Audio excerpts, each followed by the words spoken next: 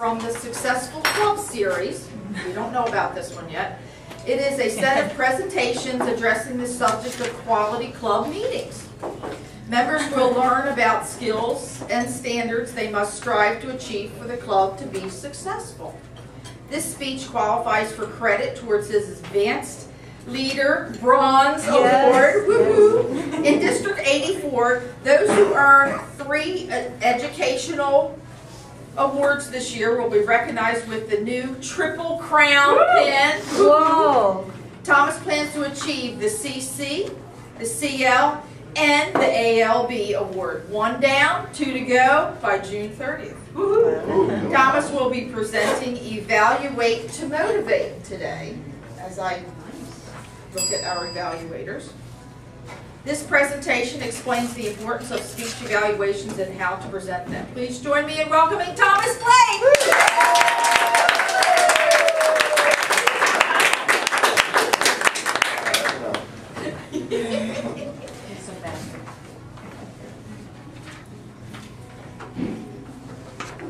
So this is the Successful Club series. It's going to help us be a successful club. But you know what? We already are a successful club. But we still have a lot to learn. So here we go. Have you ever been a speaker and you just dreaded speaking? Everybody raises your hand. And perhaps one of the reasons you dreaded speaking is because you knew you were going to get evaluated. And you just didn't think that was going to be a good idea. Already some things, you're very good. But for the speaker though, evaluation is a good thing. It provides immediate feedback. You can get tips to improve. So see evaluation is a very positive experience. Now perhaps you're an evaluator and you just don't want to evaluate. Now in my humble opinion, and it's very humble, it's harder to evaluate than it is to speak. Because when you evaluate, you don't really have any advanced preparation. You don't know what you're going to get. As a speaker, you're preparing. And you have to help and be critical at the same time, which can be challenging. Sometimes it's hard to be helpful, and sometimes it's hard to be critical. So it's going to help you to learn to be a good evaluator if you are an evaluator. It helps you with your impromptu speaking skills as well, just like Table Topics does. If you're just a general member of the audience, how does an evaluation help you? Well, you can learn when you see a good evaluator present an evaluation. So we see a confluence of everyone, the speaker, the audience, and the evaluator when it comes to evaluation. Yo, Thomas. What? This is my evaluator, Joan, by the way. The visual aids. Where are your visual aids? I mean, how am I supposed to be offering ideas for improvement if you're not following your objectives? Well, I decided not to use visual aids this time because I just didn't think it was appropriate. Scott couldn't come, so I couldn't have a PowerPoint presentation projected. Excuses, excuses, excuses. Oh. Okay, thank you. Well, I feel better already. My self-esteem has been lifted because of my powerful evaluator. And you know what, Joe, next time, no matter what, come hell or high water, I'm going to use visual aids. Well, I hope they're not your dull throwing papers around. Okay, don't. Moving on, because I only have 10 to 15 minutes. We use what's called the tell and sell approach. You've probably never heard of that, but it's in the manual. The tell and sell approach. It requires the evaluator to do all the speaking, which kind of makes sense. It makes the meeting efficient because we don't go off on tangents. It reminds me, I was taking a run the other day, and there was a dog. Well, never mind, that's off track. It allows the speaker to focus on what's being said because they're a captive audience. The speaker can't say anything while the evaluator is speaking. And the new members really should not evaluate until he's done a couple of speeches. But that's what the tell and sell approach is all about. I hope we're all learning something about evaluations. Jill? Okay. It's a good idea also. I want ribbons for this, you know. I know. It's a good idea also to use what we call the sandwich approach. That's where you say something good and encouraging, and then you give a suggestion for improvement, and then you wrap up with something encouraging again. Now, you might remember from the 60s, there was a movie with Clint Eastwood, The Good, the Bad, and the Ugly.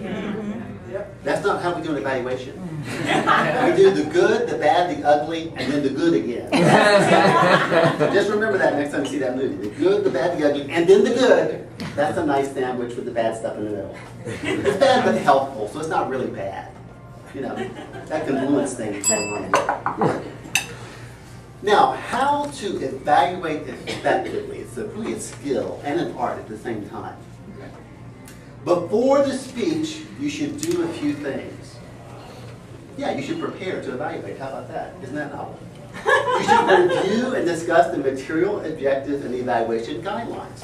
So if someone is doing a speech about body language, you should know the objectives before you get here. Okay? Something that Reed does, our prodigal son, one time he was evaluating and he said, oh, I look at all the prior evaluations to kind of get an idea of their strengths and weaknesses. That's also a good idea. That's doing a little bit of pre-work for being an evaluator. And if you have some concerns about the speaker's ability, you should ask them beforehand, which makes sense. You're doing some pre-work. Now, Joan, did we talk about this speech beforehand? Oh, I don't know. I don't think so. Well, I don't think we did either. Did you have any concerns about my ability to speak today? Oh, yeah. But you didn't talk to me about it? Well, I was busy. I had a lot of stuff to do, and I didn't really want to call you. And Okay, fine. So, bad example of an evaluator. Very, very bad. Well, Joan, can you tell me what are my objectives for this speech? Are you an adult? Sometimes. Well, why should I have to tell you what your objectives are? You ought to be responsible enough to figure it out for yourself. Well, that's true, but do you even recall my objectives? Without looking at the notes, of course. Oh, I've got them here somewhere. You can't look at the notes. Well, I mean, you have to give a speech. What more is there? But what are my goals and objectives? Duh, I don't know. Okay, well, anyway, so we're seeing a really bad example of an evaluator here. Now, another thing when you're an evaluator, we're not getting very far with Joan so far. So let's get some good examples. You should, when you're evaluating, show that you're interested. You should show that you're You should show that you're interested. You should exhibit interest in the speaker's growing in their speech giving and their ability to give speeches. Show that you're truly, Joan, what are you doing? I think I have a zit on my face. Check it out. And I've got to send a text to my friend. And I'm meeting her for lunch, and I want to make sure that she's going to be in the right place. Do you have to do that now? Yeah, this is important for me. I mean, this is dull. Well, sometimes we all feel like we're married to our iPhone, like Joan is right now.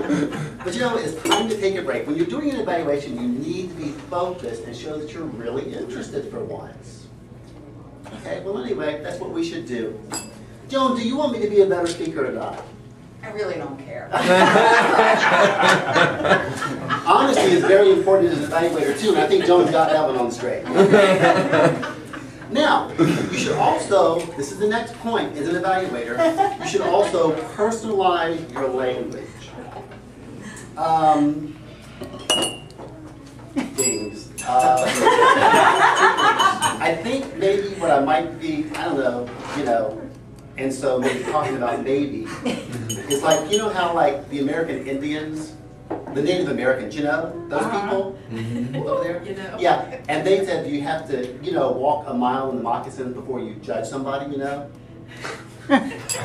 So anyway, I think that's what I'm talking about. And so yeah, you should, put yourself, like if somebody, is like giving, I don't know, their icebreaker, you should be really, I don't know. So You are totally hopeless. When are you going to get it? And you can't have all these so's, ahs. Hello? You're so cheap. You said, I would think that you would just stop it So that you're not putting all the money into the soccer ball. Well, I didn't even say I snowed that many times. Right. No, I didn't. Well, I bet. And you said it was adult speech. It's not adult speech. It's very exciting, actually. Anyway, now, you can see what we just did not do was the tell and sell approach. It became a shouting match. That's why you use the tell and sell approach. That was a bad example. We should not have done that. And you're reading her notes way too much. Yeah. I can't believe you got caught. Now, what'd you say? I can't believe you got confident communicator. Give me a break. Well, I have a piece of paper that says now she said I'm not even a confident communicator. He's a confident Okay, so now, communicator. Can you believe that? whatever. Okay, so what she was saying, she was saying things like, you didn't, you should have, you failed to. That's not good when you're evaluating someone. It would be better to stimulate improvement. She should say, I believe, blah, blah, blah. She didn't go on the blah, blah, blah part. My reaction was, blah, blah, blah. I suggest that, blah, blah, blah. So, what do you think about that? What do I think about what? I wasn't listening. Well, should you be saying, you did this, or I think? Well, I'd rather say you than I. Okay. Go ahead and sit down. Never mind. The idea is you should evaluate the speech and not the person. You should keep your main purpose in mind to support and encourage. Pay attention to my goals. Okay. At this point, thank you so much. I did all these on purpose. No, I know, yeah. At this point, if you're trying to evaluate, it's a good idea to keep notes. So, Joan, can you show me the notes you've been taking? Okay. Joan has been playing tic-tac-toe with herself this whole time. Now, are you just going to fill out the evaluation form and that's going to be it? Yeah. Okay.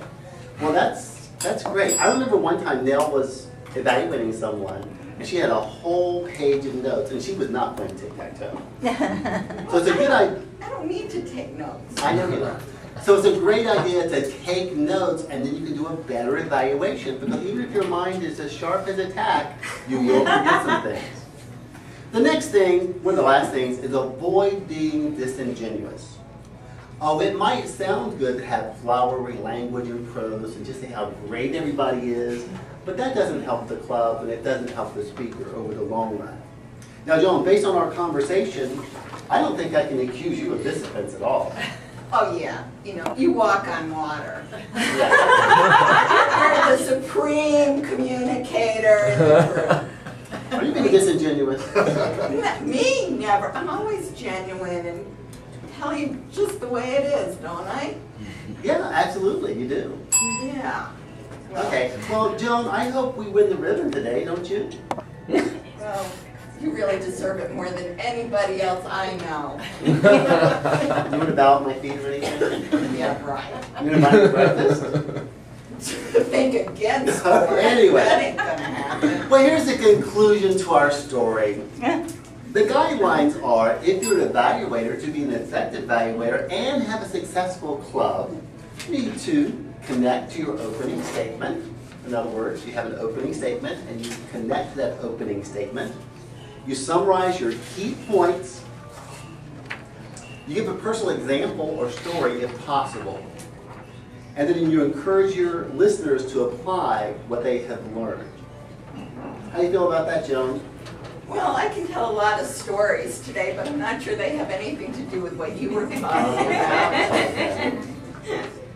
And I'm not sure anybody was really listening anyway. You know, they were eating their breakfast, drinking coffee, and it's just pretty dull. Okay. Well, I am so encouraged, and now I really want to be a better speaker and be a leader. And I'm so encouraged by the great job that Joan has done for me, setting such a great example of the wrong things to do as an evaluator. Thank you so much.